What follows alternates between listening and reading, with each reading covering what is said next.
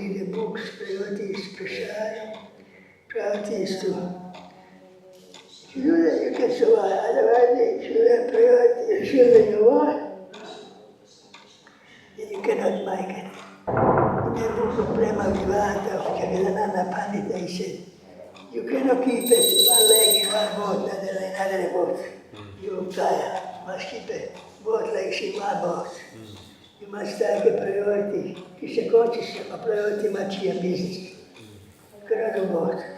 But sometimes great personalities like Prabhupada and Bhakti Vinod, they did a little bit material things in the beginning.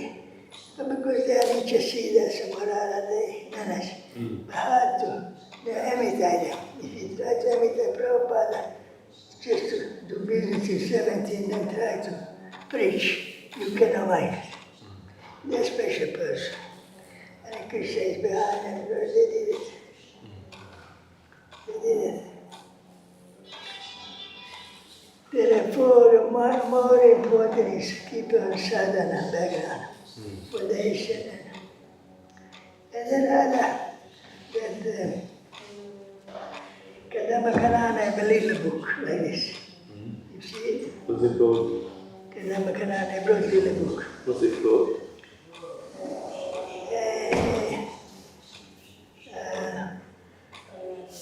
Book name is funny.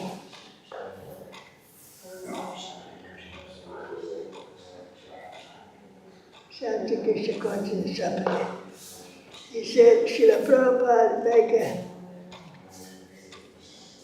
his diet is dal, rice, chapati, and sabji, like nectar of devotion, Srimad Bhagavad Gita, Bhagavatam, and should do that every day you keep healthy.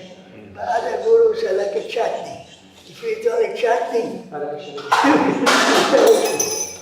but you need a little chutney, but not too much.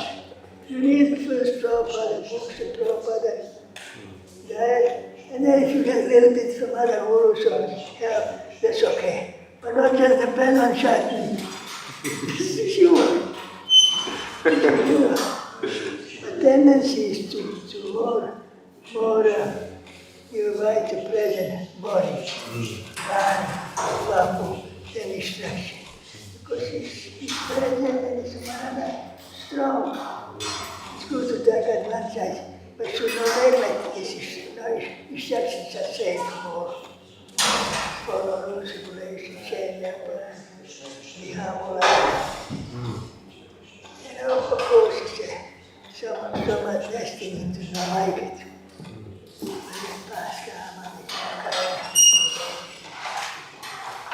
You have to surrender. Each other so can make it. The father is not stressing to everybody. Because really like this. I tried before, the other time, spend with people. Yeah, that's what I want. Inch. I want to. You don't want to. Thank you.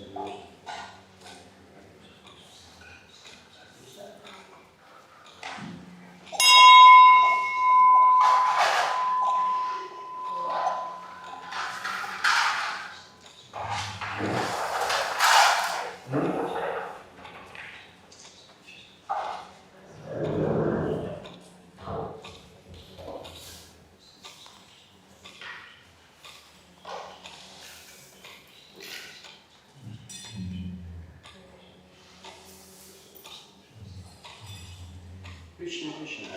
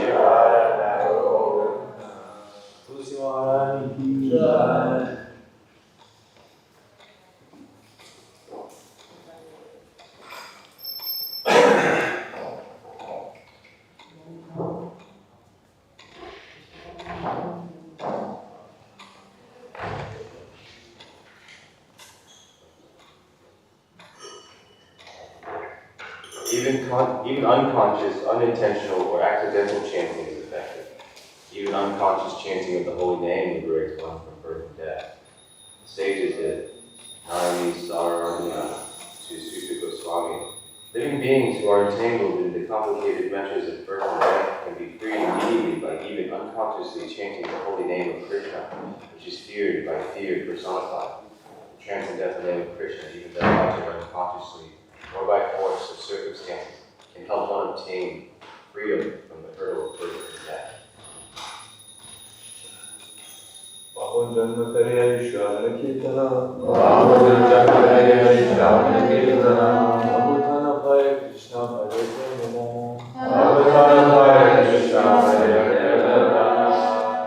infected with many 10 offenses in chanting Hare Krishna Maha Mantra. Despite his endeavor to chant the holy name for many births, he will not get rid of Govardhana, which is the goal of his chanting. The 10 offenses to be avoided are as follows. Number 1. Blaspheme in the ways of Devagaura, speaking never of all names of the Lord. Number 2. Consider the names of Devagaura like Govardhana, which is equal to and all applications. Number 3. To disobey the orders of spiritual masters. Number 4. To blaspheme the Vedic literature and literature of the sources of Vedic version. Number 5. To consider the glories of chanting Hare Krishna as a divination. Number 6. To give your song interpretation of the Lord. Number 7. To commit sinful activities on the strength of the Lord. Number 8. Consider the chanting of Hare Krishna as one of the most spiritual activities of the Deities. Number 9. Instructing faithful persons by the glories of the Holy Name. Number 10. Not have complete faith in chanting the Holy Name. They might find the skill to touch us. Even our sex, serving our instructions. It's also an offense to be inattentive while chanting. Anyone who claims to be a Vaishnava devotee of the Lord must be guided against these offenses in order to quickly achieve the desired success, which is Krishna Hare. Now let's offer our respectful obeisances to all the Vaishnava devotees of the Lord, who would just like to pray to fulfill the desires of everyone, and full of compassion for the poor and conditioned souls.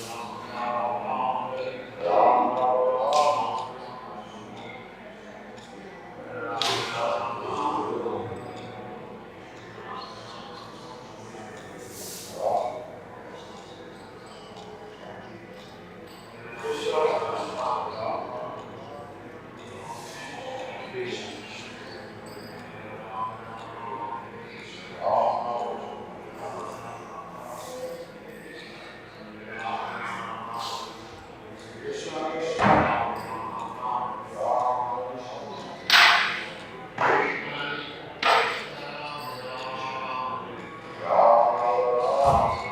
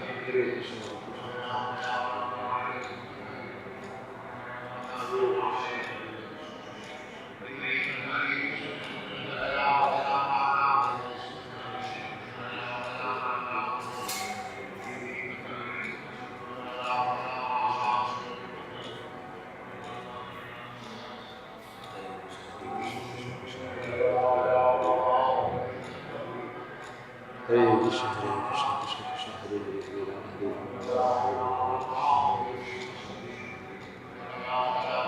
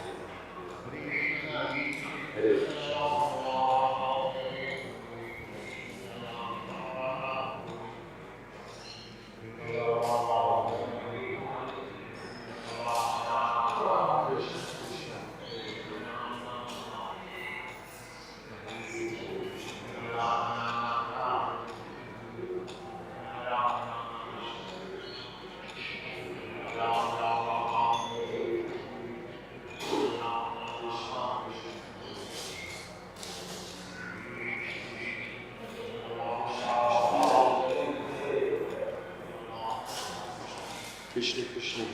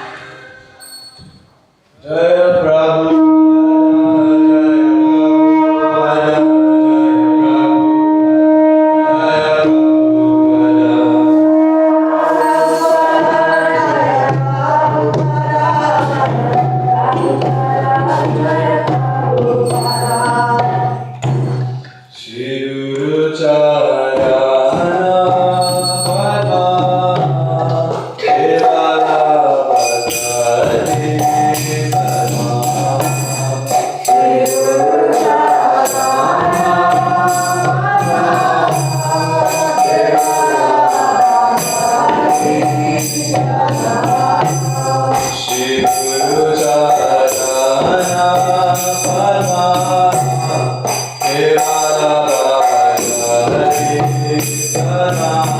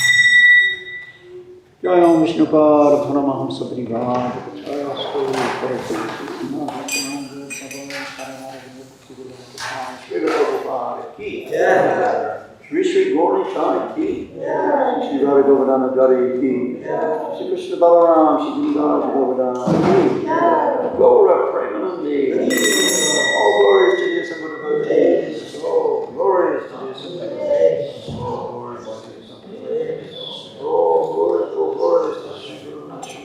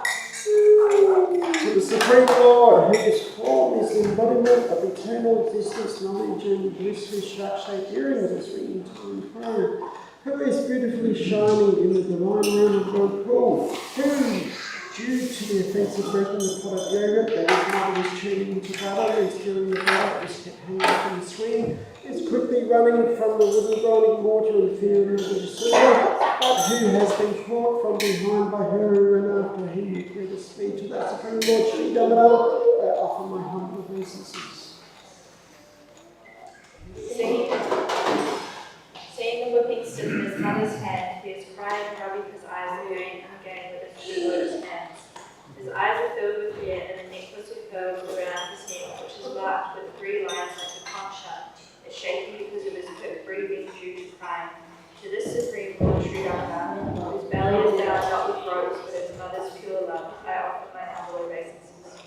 By such childhood pastime as this, he is drowning in inhabitants of both pool and pools of ecstasy, and is revealing to those devotees who absorb the knowledge of his supreme majesty not for us, that he is only conquered by devotees whose pure love is imbued with intimacy, and is free from all conception.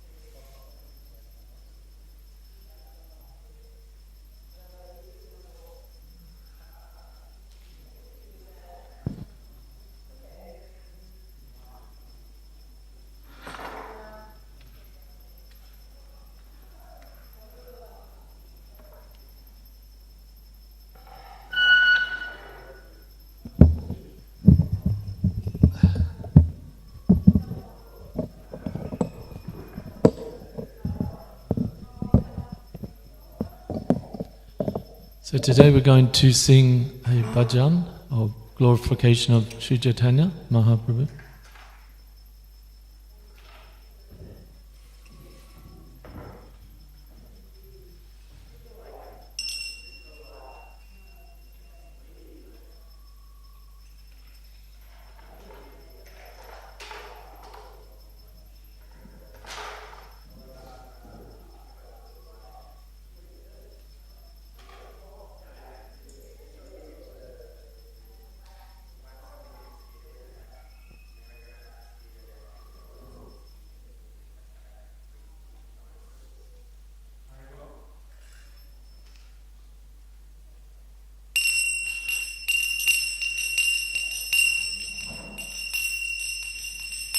Shri Krishna Chaitanya Prabhu Doya Koromore Shri Krishna Chaitanya Prabhu Doya Koromore Toma Bina Ke Doyalu Jagata samsare Toma bina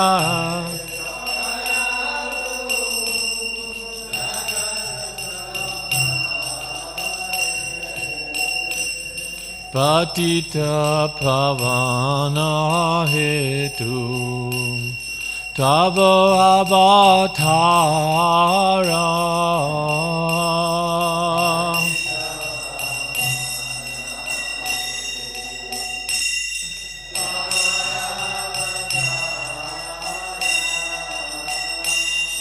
Mosamapatita Prabhu Napaideyara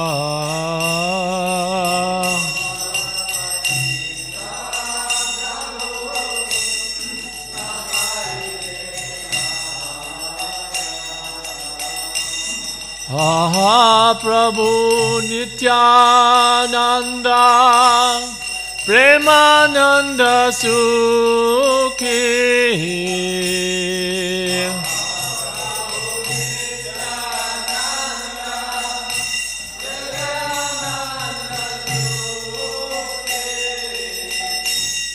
Kripa Balokana Koro Ami Boro Dukhi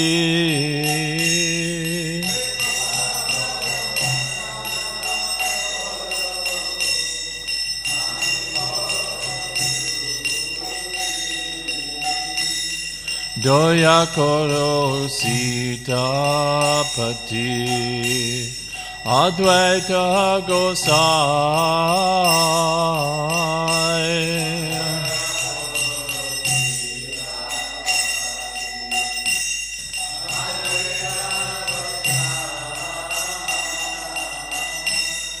Tava Kripa Bale Pai Chaitanya Nitai Tava Kripa Bale Pai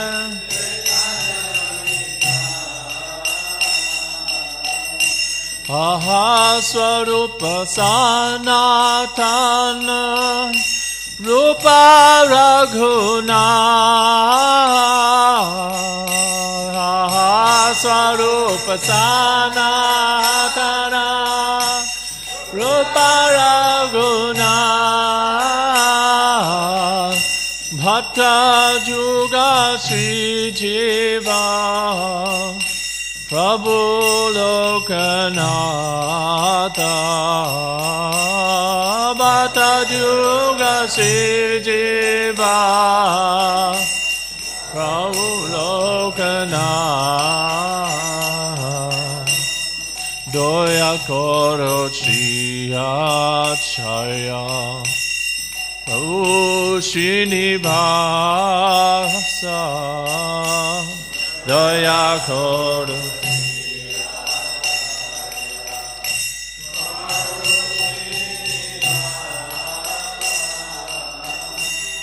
Ramachandra Sangramage Narottama Dasa Ramachandra Sangramage Narottama Dasa Sri Krishna Chaitanya Prabhu Doya Koromore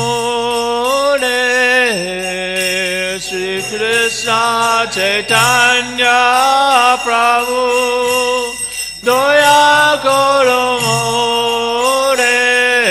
Toma Bina Ke Doyalu Jagata Samsare Toma Vina Ke Doyalu Jagata Samsare Shri Krishna Chaitanya Prabhu Nityananda Sri Advaita Gadadhar Shivasadi Gaura Bhakta Vrinda Sri Krishna Chaitanya Prabhu Daya Koramo Sorry Sri Advaita Gadadhar Shivasadi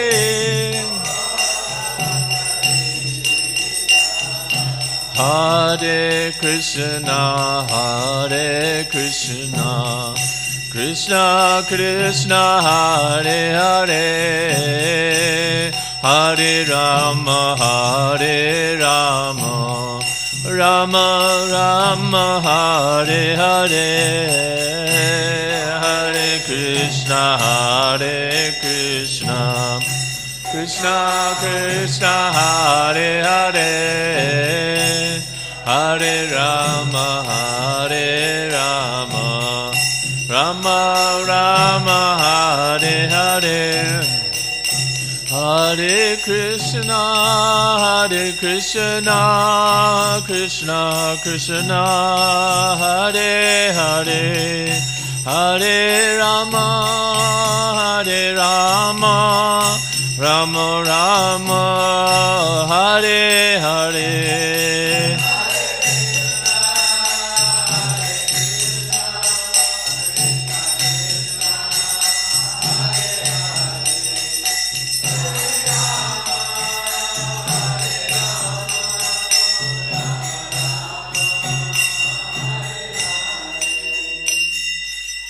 Shri Chaitanya Mahaprabhu ki jai. I'll let you read the translation for that yourself because we're very short on time today for Dhammarastikam. And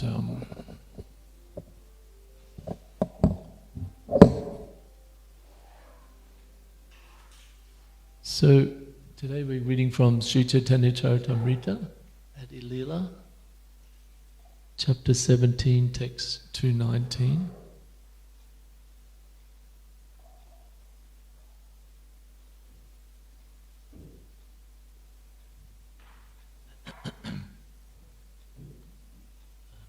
Is that Eta Shruni on the board?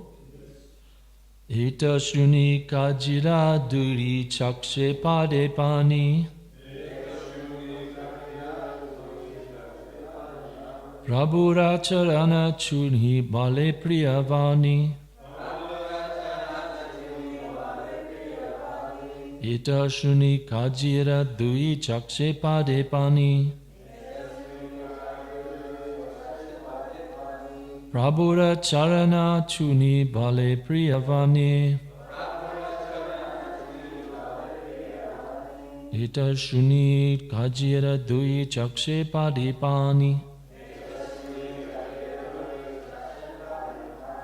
Prabhura Charana Chuni Bale Priyavani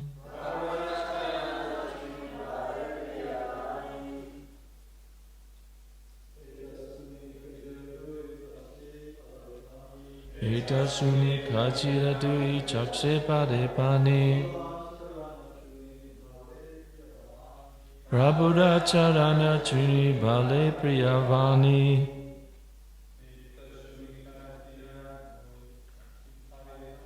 Ita Shuni Kashira Dui Chakshe Padipani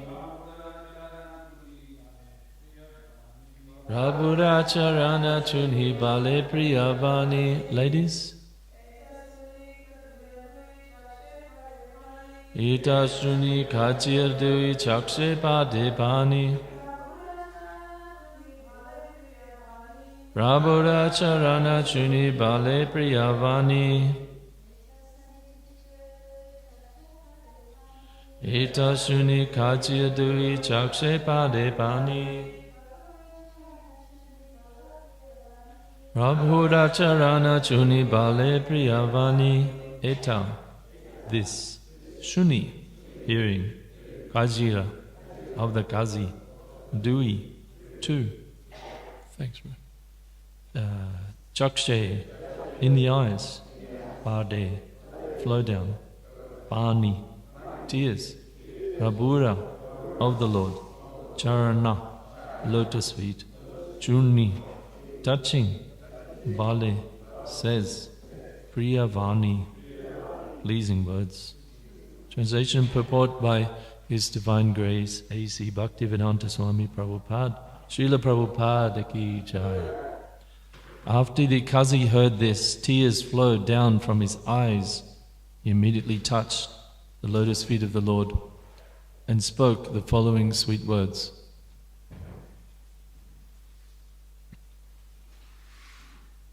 Doing some kirtan there. Bhag Kirtan. Text 220. Tomara prasade mora ghuchila komati e kripa kara yena tomate rahu bhakti. Only by your mercy have my bad intentions vanished. Kindly favor me, so that my devotion may always be fixed upon you. Is he stuck on his back? Huh? Is that right? All right, that's fine. Mercy's open to all. We read that, text 221. Prabhu kai ekadana magiye tomai sankirtana vada yoiche nahe nadiyaya. The Lord said, I wish to beg you for one favor in charity. You must pledge that this Sankirtan movement will not be checked, at least in the district of Nadia. Text 222. Kaji kahe mora vamshe yata upajibe tahake talake diva kirtana na badhibe. The Kazi said, to as many descendants as take birth in my dynasty, in the future I give this grave admonition. No one should check the Sankirtan movement. Purport by Srila Prabhupada.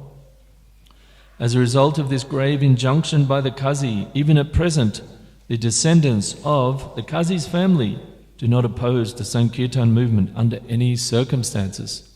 Even during the great Hindu-Muslim riots in neighboring places, the descendants of the Kazi honestly preserved the assurance given by their forefather. Srila Prabhupada ki jai. So we're coming to the end of this, the part of the Leela, where the Kazi has given the assurance that, let me just chant some prayers of invocation. Jaya Jaya Sri Chaitanya Jaya Nityananda Jaya Dvaita Chandra Jaya Gaura Bhakta Vrinda Om Jnana Timidandasya Gyananjana Shalakaya Chakshuran Militam Jena Tasmai Shri Gurave Namaha Mukam Karoti Vachalam Pangam Langayate Girim Yat Kripatamaham Vande Shri Gurum Dinatarinam Param Ananda Madhavam Shri Chaitanya Ishwaram. So in the Kazi is here giving his assurance that in the future none of his descendants will block the Sankirtan movement. So this is a very serious and heavy statement, you know. When one says, all right, I won't do this. For the rest of my life, I promise not to do this. Now that's a big statement. One says, for the rest of my life, I won't do anything. I won't disturb what you're doing for the rest of my life. But when one gives a statement that, I hereby beseech all of my descendants from this day forward, while ever any of my descendants are here, they should also follow this order. So this is from the heart, you might say, a very heavy statement. So I've had the great fortune, though I'm unqualified, to spend some time in Sri Mayapur Dham, and I thought it might be nice to have show some images and talk a little bit about these holy places that you can visit to this day. The Samadhi of Chankazi and the house of Srivas Thakur, where the Sankirtan movement began, and where this exact Leela happened, where the Mridanga was broken by the followers of the Kazi. So if everybody's in agreement, we can do that today, show some images of Mayapur. Is that okay? I have the blessings? Yes?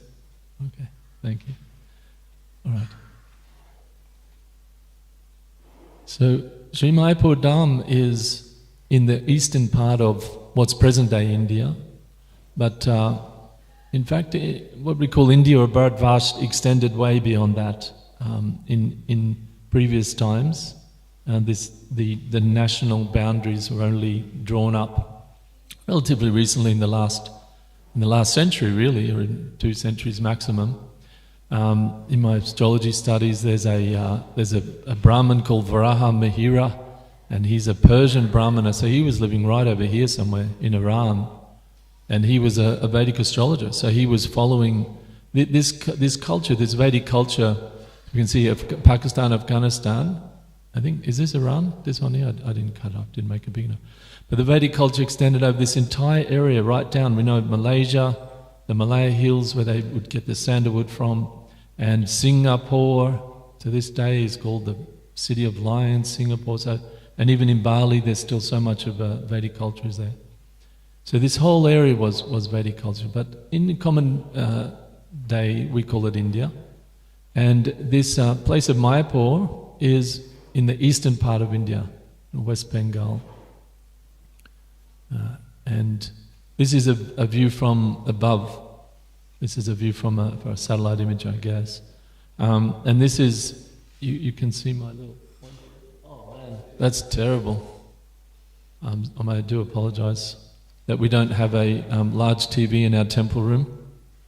I think it would be good to have a large TV in the temple room so we could see these slides very much better. Okay, just a word from our sponsors, or a word to our sponsors. But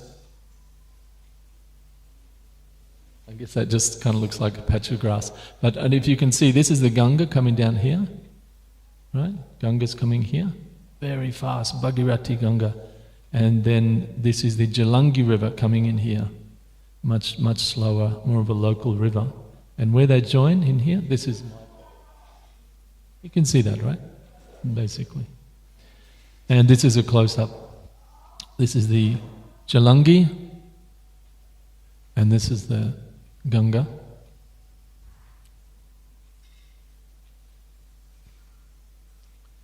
And this is Sri Mayapur Dham, this whole area and extending up. You can see here, this is our ISKCON Mayapur Center in this area here. You can see the new temple, you can see it from above coming here. So when you drive from Calcutta, which is usually the way devotees go to Mayapur, you can catch a train and arrive at Navadvip and catch the boat across Ganga. But most devotees, especially now the roads are much better, they'll catch the road. This is the main road that heads out to Dabulia and further. This actually goes up to Shimla, up to the Himalayas. This is like a big main highway from Calcutta. So you turn off here. Everybody can see that okay? No? You turn left here, Bhaktisiddhanta Saraswati Marg, and follow this. There's beautiful fields of mustard seeds, very bright yellow mustard seeds in season. And as you drive through, if it's in season for harvesting the, what's that called? The coriander seed. then you'll see that the villagers will come and they'll put it all over the road. And you think, why are they putting that? But as you then we look back, you'll see they'll take it, and so the cars are actually separating the coriander seeds from the bush. So they're all through here. There's so much beautiful fields and so many things being grown. And you actually drive past the Chankazi tomb at Bamanpukor and down here into Mayapur. It's about 4 to 5, maybe 6 hours, depending on the traffic from Calcutta. Well, it's only about 120 kilometres. I think nowadays is a bit faster. Maybe it took us, how long did it take us last year? 4 hours, 3 only? Oh, I think it was a bit more than that. The roads are much better now. So this is the ISKCON Mayapur Centre, which is close to that, joining, close to the Jalangi and Ganga. That you can see the Ganga here in the background. And this is a big new temple, huge. Like when I say big, it's like huge. It's like 100 and something meters high. Humongous temple.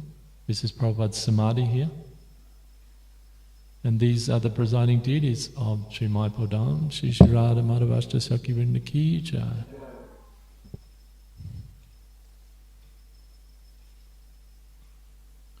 These deities of Radha Madhava came, I think, 83, 82, is that right? Do you know? Does anybody know the date? Early 80s they came. 85, so, but they came before that, didn't they? They were in storage, so 85. And then I think first there were 4 Ashtasakis, and then a couple of years later the other 4 came. So they've been worshipped since the early 80s in Mayapur Dham. This is Panchatattva. I remember going to Mayapur in the mid-90s, and there were just these small Panchatattva. And they'd built this extension, but only the small deities, so it was this huge temple. You know, these tiny little deities at the front, but everybody knew the big deities were coming. And they were installed in, I think, 2004? Huh? Was it 2004, I think. Yeah, 2004, yeah. Because I remember going that year after that. So, and they're like 10 feet tall. They're like Sri Chaitanya Mahaprabhu's. So, yeah, amazing deities. Sri Panchatattva Bhagavan Ki Jai. And this is Lord Nrsingadev. So there were there's a whole deal, you could give whole classes and classes about the appearance of Lord Nrsingadev in Mayapur, but the short story is that the devotees were being attacked and tried to run off the land basically by different people in the area. And one devotee had a dream. Lord Nrsingadev came in his dream and said, come. Oh, if I come, then there'll be no more problems. So they asked for Lord Nrsingadev. They found the Stapati in South India, and at first the Stapati wasn't agreeable to make an Ugra Nrsinga deity. This is very, very rare actually, the Ugra Nrsinga deity, because this is him. It's called Stamba Ugra Nrsinga. It's him actually coming out of the pillar. Right at that moment, he comes out of the pillar to protect Prahlad Maharaj and get rid of his demoniac father for once and for all. And so actually the Stapatis didn't agree, but then they finally agreed when it was explained it was for the new ISKCON temple and so forth. And the deity was just about finished, and then the shack where the deity was being made, like the grass above, caught fire, and the Stapati rang, "You better come and get him quick. I think he wants to." He's ready to go. So the devotees went, and so he was installed in I'm not sure what year, but 80 sometime. Do you know? Mid 80s, yeah, sometime around there, 85, 86, like maybe 87. Okay, so they're the three presiding deities of ISKCON Mayapur Centre, and it's a very massive campus now. It just began with one grass hut. Prabhupada asked Tamal Krishna Maharaj to go and get the land, and he went, and you can imagine if you've done anything in India. I mean, nowadays it's much more organised, but even there's a lot of, it's very difficult to do things like imagine buying land for a Westerner. But somehow or another, Tamal Krishna Maharaj, after many, many efforts, he did get a small parcel of land, very narrow parcel that went from Bhaktisiddhanta Marg back, one very narrow piece of land. And that's where the original land, and gradually the devotees have been able to purchase other land and develop the centre. So this is ISKCON Mayapur. Now, from here, if you go north from ISKCON Mayapur, you'll see after some time, not long, like I don't know what's the scale of this. It's maybe 2 kilometers, something like that, maybe less. You come to the birthplace of Sri Chaitanya Mahaprabhu, and this is the birthplace of Sri Chaitanya Mahaprabhu. So this birthplace was discovered by Srila Bhaktivinoda Thakur, and his son Srila Bhaktisiddhanta, he personally went door to door to beg money for this temple, to construct a temple at the birthplace of Sri Chaitanya Mahaprabhu, and is also a very core centre of the Gaudiya Math as well, that established by his son, of course, Srila Bhaktisiddhanta Saraswati Thakur. So, and actually, when they were constructing this temple, when they were digging for the foundations, there was a deity of what's the name? What's the name of it was the household deity of Jagannath Mishra that they actually found at that place. Does anybody know? Adhokshaja Vishnu. Adhokshaja Vishnu deity that was described as the household deity of Jagannath Mishra, and they actually found that small deity at this place. So there's a further confirmation. But this is the actual place. There's a neem tree here. In this exact place, Sri Chaitanya Mahaprabhu appeared. And these are the deities at this place, Yoga Pit, of Jagannath Mishra and Sachimata, the father and mother of Sri Chaitanya Mahaprabhu. They're non-different from Nanda and Yashoda, father of Krishna. And if we go from the birthplace of Sri Chaitanya Mahaprabhu up further, keep walking up the road, we get to Srivasangam, close by, not far.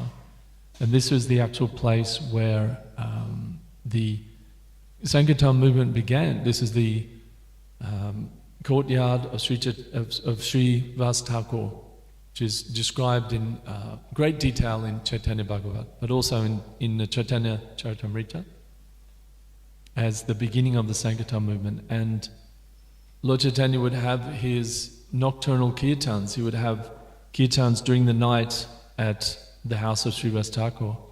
And so, because many people were against the Sankirtan movement, and there wasn't just people of the followers of Muhammad who were against it, the propagation of the Hindu religion, but also many of the Hindus themselves, the Brahmanas, who sort of had a like monopoly, you might say, on religious rituals. That, if you wanted to have a ritual done, or you wanted to perform some spiritual activity, you had to go and pay the priest and so forth, and that was their livelihood. So they felt our livelihood is being, compromised. Our livelihood is being, taken over. How is it that people that were not Brahmanas are allowed to chant these holy mantras and so forth? So in the beginning, Lord Chaitanya, Nimai Pandit at the time, he was very private about these kirtans. He began it in the house of Srivas Thakur. And just with his followers, he would sing, and you can read many, many pastimes in the house of Srivas Thakur. One time, Srivas Thakur came to Lord Chaitanya and said, I'm worried that there's been a report that there's soldiers in the boat down at the Ganga and at the Jalangi, the river there at the Ghat. There's soldiers in boats, and I'm worried that they're going to come here and they're going to, harass us and possibly, lock us up, commit violence, whatever. And, this was a rumor that had gone. Of course, there was always soldiers in boats and so forth here and there, but this day there was more, they were concerned. And Lord Chaitanya said to Srivas Thakur that if he comes, if that Muslim leader comes, he said, I will tell him, chant Hare Krishna and dance and chant in ecstasy and just roll on the ground in prema, love of God. And Srivas Thakur's kind of like, really? Can you do that? Are you going to do that? And Lord Chaitanya said, you're doubting me. You doubt me. All right, he said, okay. He said, bring your niece. And Srivas Thakur had a niece called Narayani. And does anybody know who Narayani became or who's the mother of? Vrindavan Das Thakur, yeah, exactly, right? Who actually wrote the Chaitanya Bhagavat. So, very special personality, Narayani Devi. And she was just a young girl at that time. And Lord Chaitanya said, Narayani, roll on the ground in ecstatic love of Krishna, cry in prema, pure devotional love for the Supreme Lord. And Narayani just immediately started just crying, all the symptoms of spiritual ecstasy, of tears coming from the eyes, and the body's shaking, and hair standing on end, and the bumps on the body, goosebumps, and all of the extreme ecstatic symptoms became manifest, and she just became rolling around on the ground in pure Krishna prema, crying out for Krishna, like the residents of Vrindavan, like the gopis in Vrindavan.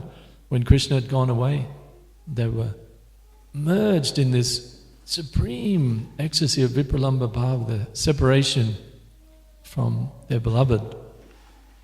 Just on the instruction of Sri Chaitanya Mahaprabhu, he had that power. And so like this, Srivas Thakur was convinced. And actually Sri Chaitanya Mahaprabhu, then he also at the house of Srivas Thakur, he exhibited the Mahaprakasha Leela, where he went and sat on the throne of Lord Vishnu. And of course nobody sits on the altar, and for most of Lord Chaitanya's pastimes he never accepted that he was the Lord. He's described in the Vedas as a Channa avatar, hidden avatar. And it's described in Chaitanya Charitamrita, Shairat Hara Bhavalana Chaitanya avatar, Yugadama Nama Prema Kayala Praja. So he had one external and one internal reason for his incarnation, and the internal reason was to understand what was the mood of Srimati Radharani. You might know the story that one time Rukmini Devi was there in Dwarka, and Krishna came back home after his duties for the day, and when she saw him, she started crying. And Krishna went inside, tried to pacify her and said, my dear Devi, why are you crying? I've just come home, it's very joyous. Wonderful that we're together again. And Rukmini Devi said, the thing is that although you're here, but now I realize that you will go away, and that then my heart will be broken. So even though the devotee is with Krishna, but still they're feeling that separation, the imminent separation of being away from Krishna, separate from the Lord. And so Krishna was a little bewildered of what to do, how to pacify her. And she said, the thing is, you are the Supreme Lord, you are the Purusha, the controller, the master of all energies, and you know everything, right? Krishna says in Gita, I know everyone, but me no one knows. So she said, you know everything, but there's one thing that you don't know. One thing you don't understand. How much our hearts break for you. How much your devotees feel love for you. And she went on to say that only Radharani, she knows that. She understands that. Of course, this heartbreaking pastime of Krishna leaving Vraja, leaving Vrindavan, and never returning, externally never returning. And Radharani and all the gopis and all the residents of Vrindavan live their entire lives in the ecstasy of separation from Krishna, that they were spiritually with Krishna, but externally they weren't with Krishna.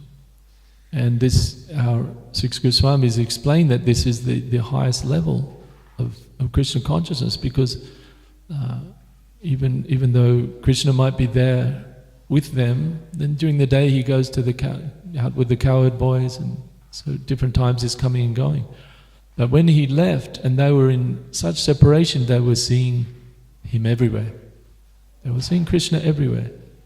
In their ecstatic trance, in a spiritual trance, they were seeing Krishna everywhere, all the time, 24/7. So this separation from Krishna is the topmost. And when Lord Chaitanya was speaking to Ramananda Roy, he said to Ramananda Roy, please explain what is the perfection.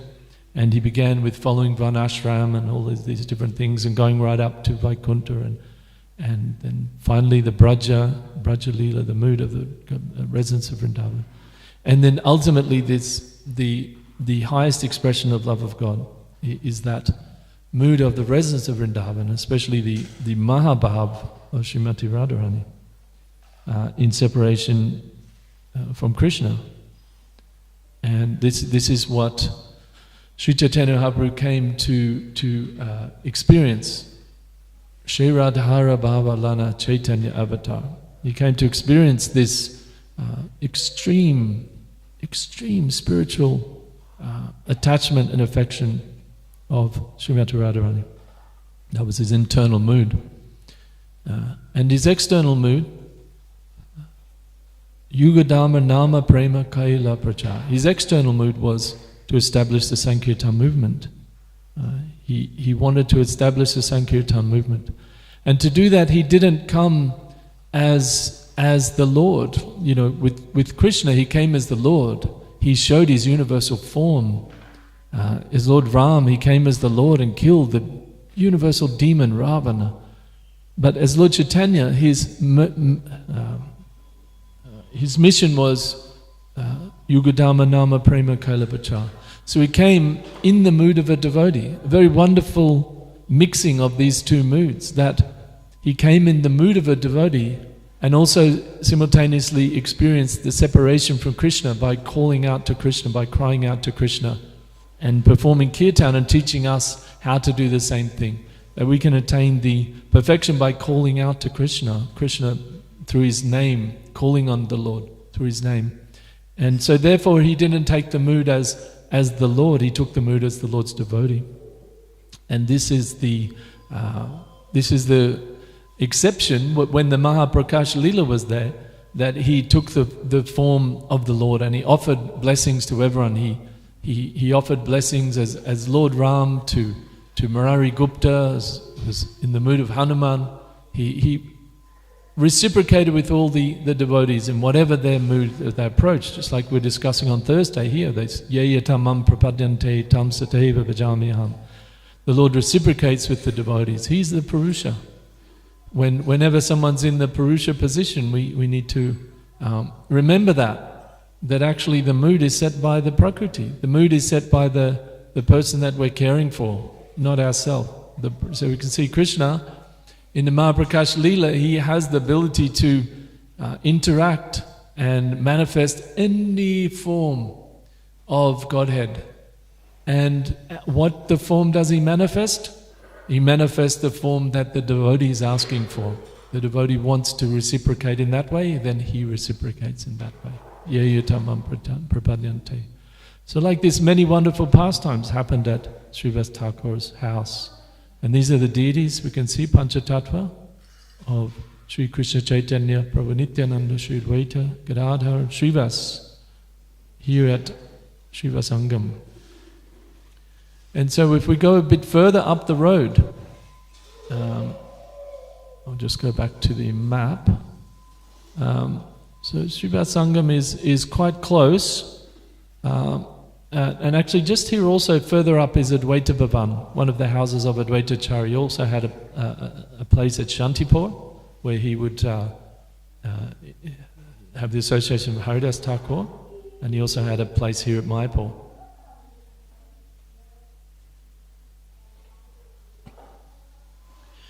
And you can see it's quite a way. There's a Sri Chaitanya, the Chaitanya Math here. This was the headquarters for Bhaktisiddhanta Saraswati Thakur's movement. It's a wonderful temple. There's a miniature Govardhana hill and so many things. Like we're doing here, we have Govardhana hill and all the Radhakund and places here. So like that, they've done the same thing here. So this is following in the footsteps of Srila Bhaktisiddhanta Saraswati that we're doing here. But if you go fair way, up here, it's a few kilometers up, you come to a place called Bamanpukur. Bamanpukur. In Bengali, of course, it's Vamanapukur originally. And here you'll see the Chankazi Samadhi. And this place to this day, if you go there, you'll notice that it's a place where Mohammedans, followers of Muhammad, live. Many of them here. You'll notice the change, and many Muslim people are here at this place, Bamanpukur, and to this day still. And you'll see here the Chankazi Samadhi. I've got another picture. That's the only one I have. This is a close-up. There's actually a neem tree and a champak tree, otherwise known as a frangipani, mate. Sorry about that. It's frangipani tree and a neem tree, and they're actually grown together. And this is said to represent the Lord Chaitanya is the neem tree, Nimai, and the golden champak or frangipani tree represents, and it's huge as you can see, but they're fully grown together. And they're actually from the time of Chankazi himself. So his samadhi is here, and still worshipped to this day by followers of Lord Chaitanya, because he gave that instruction that the Sankirtan movement should not be disturbed. And this is the final picture I have here, which is a beautiful image that one of the ISKCON artists have drawn of Sri Chaitanya Mahaprabhu talking to the Chankazi and explaining things, talking, as we've just been hearing for the last probably 4 or 6 weeks this past time. And it's wonderful that we can see, within India there's always been a tradition of religion or spirituality being spread through ideas, not necessarily through conquest as much as in other places it has happened. And we can see Buddhism, that spread from India out through all the rest of Asia through the conquest of ideas. But even the Chankazi accepted in this pastime, as we've said, as we've been hearing about, that the bhakti scriptures give a more developed understanding of who is the Supreme Lord. There's genuine devotional scriptures are given in the Islamic tradition, in the Judaism and Christian traditions, but the detail about who is the Lord, what his character, what his qualities are, what is he, and even we were saying as well yesterday that in Vaishnavism, in Bhakti, we're taught that the Lord has masculine and feminine, Radha Krishna, the masculine and the feminine, both together. So all these details about who is God actually is given in this tradition, and the Kazi acknowledged that and said that, as we were reading a few weeks ago, that the meat eaters' religions have, sort of like there's a general idea about God, and there's some philosophical defects as far as the nature of the soul and things like that, due to people, wanting to commit sinful activity and worship the Lord at the same time. So the philosophy becomes a little bit skewed.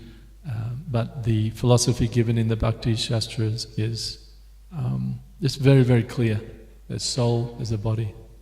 We're eternal, the body's temporary. We're meant to love the Lord, that's our position. Is there any question or comments before we finish? Yeah, Manivantabri? Dr. Mike is on his way.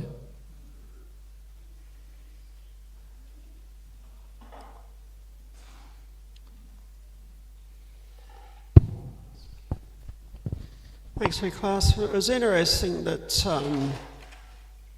Chan Kazi gave that statement that myself and my descendants aren't going to harass the Sankirtan movement, but Prabhupada mentions in one purport, and I've actually researched it also, that Nawab's son, Nawab Ratsak something, I can't remember his exact name, he was a complete tyrant. He was so bad, even his own people didn't like him. He was eventually killed by his own servant when he was praying in a mosque, come behind him with a knife. And so we hear the statement that the Sankirtan movement wasn't harassed, but we had a complete tyrant in charge. So maybe he did honour his father's words. Was he a son of Chan Kazi? He was the son, yeah. Oh, he was the direct took son. over the position after the Chan Kazi left his body. Because usually the Nawab is like a much bigger position. Like the Nawab Hussain Shah, he was like the head of the whole thing. Yeah. But he was more like a local magistrate, Chan Kazi. But he was his son, was he? Yeah. Yeah. So it didn't take long, for the son to... But anyway, looks like he was dealt with, and maybe his son did better in following his father's orders. Yeah, interesting. It's a pretty brutal history of the human race. I always say that people, if you're looking at your chart, from like last 100 lifetimes, and just read history, and we were all in there doing something or other. So it's not amazing that we're kind of suffering a bit in this lifetime, because, yeah. Of course, the Chan Kazi himself, he got that position because he assassinated his boss and took his position. So it was pretty ruthless. Live by the sword, die by the sword. Anyway, if he makes that statement, he doesn't going to harass. That's like to his benefit. Yeah, exactly. And even to this day, like, although, some followed, some didn't, but still there's that idea, even among the Muslims in that area, you still see they maintain that tomb. They could have said, this guy, he went against us, he's trying to support the Hindu, but they don't.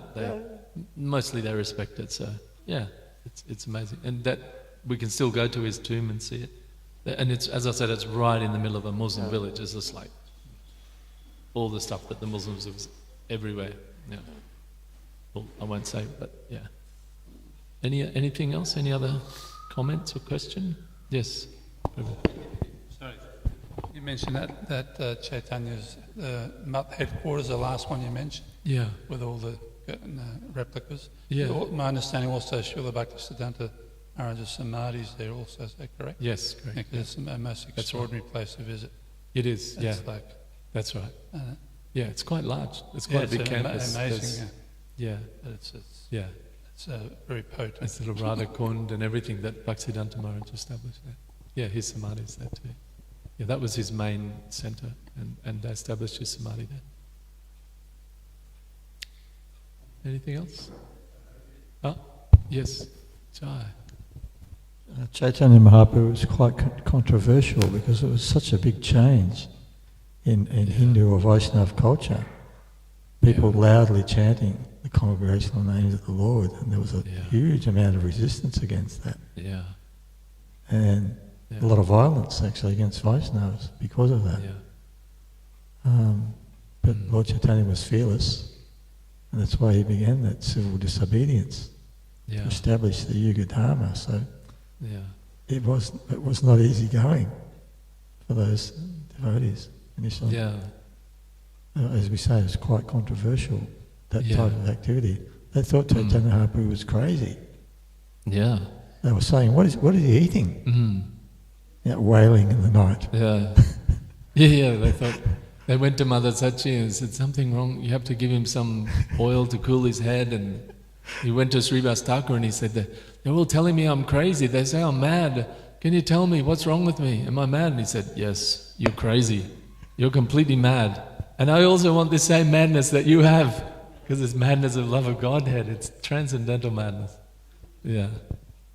But yeah, that's right. And you see, it's really the arrangement of the Lord, isn't it? I mean, that we can relate to it, only 500 years ago, but it's also being established in a culture that was against it. You know, the Islamic culture wasn't for pure bhakti and Sankirtan movement and everything. So we can see how Lord Chaitanya did it, and when he was strong and when he just kept it inside and all those kind of things. So, yeah. Also, he did it also. Yes, yes. Yeah, and we're still here doing it in this crazy culture. But yeah, Prabhupada, I mean, Srila Prabhupada is like described as like I think Priyananda says like when the bulldozer goes through the rainforest or whatever, or maybe that's not a good example, environmentalist, but you know, some big, then everybody else can follow. Actually, I think Sridhar Maharaj or one of his godbrothers said like that he made the road and then we're all traversing it. Even his own godbrother said like that. So, yeah, inconceivable determination. You know, obviously, we read Srila Prabhupada's pastimes when he first went to America and so forth, and how he dealt with these things. And he was reading Chaitanya Charitamrita on the boat over. That's all he had. That's what he had. He had his books, but he was reading. He said he was getting solace from the nectarine of Sri Chaitanya Charitamrita. So, yeah, the depth of Srila Prabhupada's realization of the mission and what it was is what, you know, that's what set him apart. There was one devotee, I think it was actually Advaita Bhavan, the devotee at Advaita Bhavan who saw him for many years coming just as a householder, and then he finally saw him coming as a sannyasi, and he, I think it was him who later commented just that that his intensity of chanting was what carried. There's also another pastime on that regard where, I don't know why they're so late with the bell, no ringing, so I'll just keep talking, but just quickly, there was a pastime where Prabhupada was taking sannyas, and there was his guru, Bhakti Pragya Keshava Goswami Maharaj, and some others were he was giving sannyas. And there were some brahmanas there to chant the mantras, to sort of sit and chant Vedic mantras. And there was also Prabhupada's godbrother, Srila Krishnadas Kaviraj Babaji. Srila Krishnadas Babaji Maharaj was there. And he was chanting Hare Krishna, just doing Maha Mantra on the side. You all heard this story, right? Yeah. And so at one point, some of the Brahmins who were chanting the mantras sort of said, "Oh, keep it down. We're trying to chant the mantras." Told Krishnadas Babaji to kind of chant a bit softer. And while nobody else was kind of looking, Prabhupada, who was in the ceremony taking sannyas, turned to him and said, "Oh, don't worry, do it louder. Chant kirtan. This is the real thing." And he commented later that he could understand that he had that, you know, full faith that it was the holy name that could change anything. It wasn't any kind of rituals or anything. And other godbrothers have said that he had that faith in, you know, many understood that statement where Priti Vidyachayate Nagaradi Gram Sarvacharpachara Vaive Moranam, when Lord Chaitanya said that my name will be said in every town and village, they sort of said, oh, maybe every town and village of Bengal, or maybe every town and village of India, or something like that. But Srila Prabhupada had that faith. No, he's talking about the whole world. Sarva Trapachara, he's talking about the whole world. And Prabhupada had that faith that it would spread. He would go. And so it's how he established ISKCON, wasn't it? On his faith and his determination. So you see how Mukunda Maharaj came and so many others came to Prabhupada. And, yeah. Anything else? Thank you for... Yeah. Just one more thing. Yes. Prabhupada talks about if you're not getting favourable response in one place, you go to another. So Prabhupada was talking about the smartas in Navadvip were quite opposed to Chaitanya Mahaprabhu. So he didn't manifest so much there in Navadvip. But when he went to South India, he just opened the door of love of God and preached dynamically everywhere. Yeah, that's why he took sannyas, right? Because the students were not respecting him and so, it's all there, isn't it? Sri Chaitanya Mahaprabhu's teachings, the whole movement is there. Obviously, he's the founder of the movement. So everything he did, you can understand. Thank you very much. Hare Krishna. All glories to Srila Prabhupada. Go Premanandi. Hari Hari Bo.